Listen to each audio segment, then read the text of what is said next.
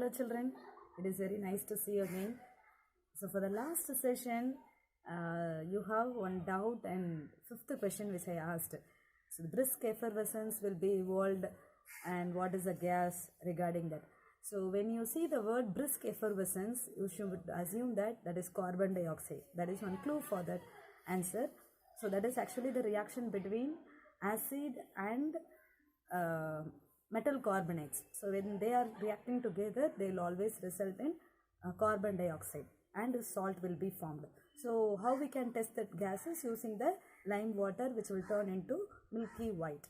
So that is the answer for that question. I hope you are clear now. In today's session, we are going to discuss some common properties of all acids and bases. Got it, children?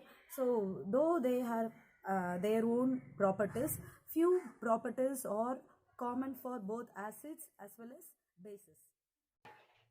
The common properties of acids and bases are they are good conductors of electricity, they change the color of litmus in aqueous solution, and dilution leads to the decrease in concentration of H plus or OH minus ions.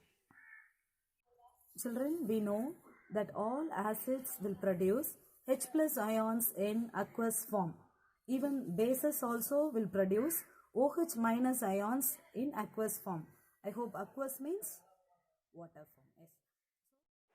For example, hydrochloric acid dissociates into H plus and Cl minus ions in water form, aqueous form, as well as acetic acid is also dissociate into H plus ion and on anion. Here you can see these H plus ions are responsible for the acidic property of acid.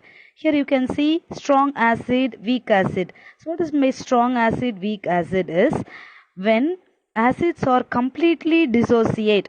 Here HCl will completely dissociate into H plus and Cl minus.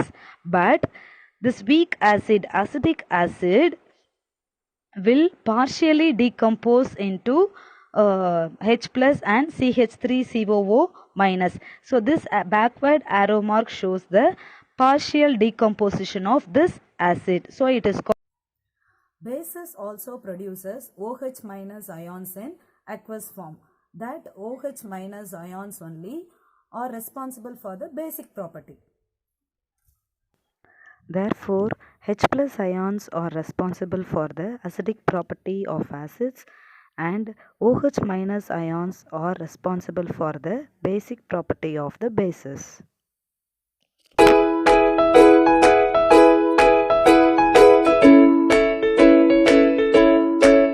Now we'll see how acids and bases are good conductors of electricity. The aim of the activity is to determine whether acid conduct electricity in water or not. So we are taking 2 iron nails and rubber cork, symbol, bulb and dilute hydrochloric acid, glucose, alcohol.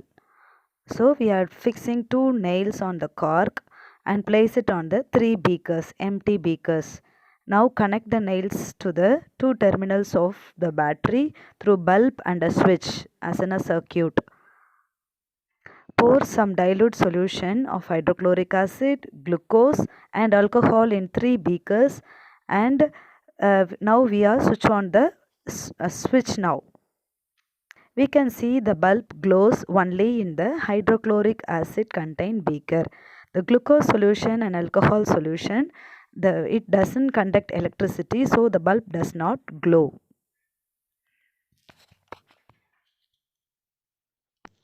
So this shows that the bulb indicates the flow of electric current through the solution. The electric current is carried through the ions present in the hydrochloric acid. So the cation H plus of hydrochloric acid is responsible for the conduction of electricity. Glucose and alcohol does not have H plus ions, so they did not conduct electricity.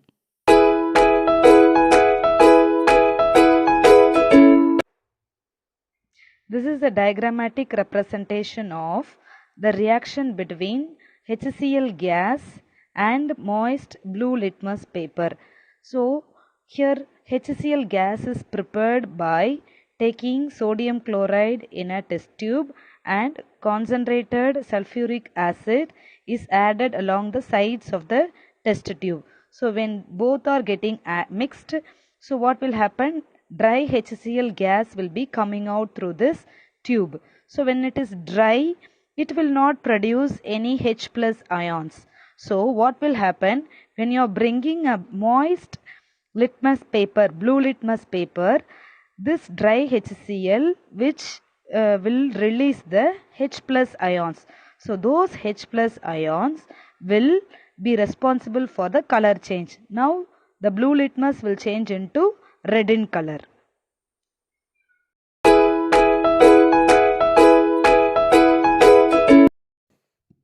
During the dilution of acid or bases, we must always add acid to water and not the water to the acid.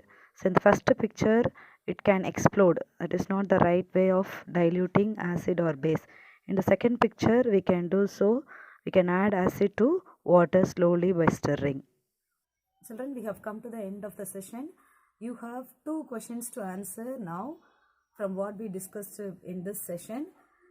We shall meet in the next session with the pH of the acids and bases. Thank you, children. See you in the next session. Bye.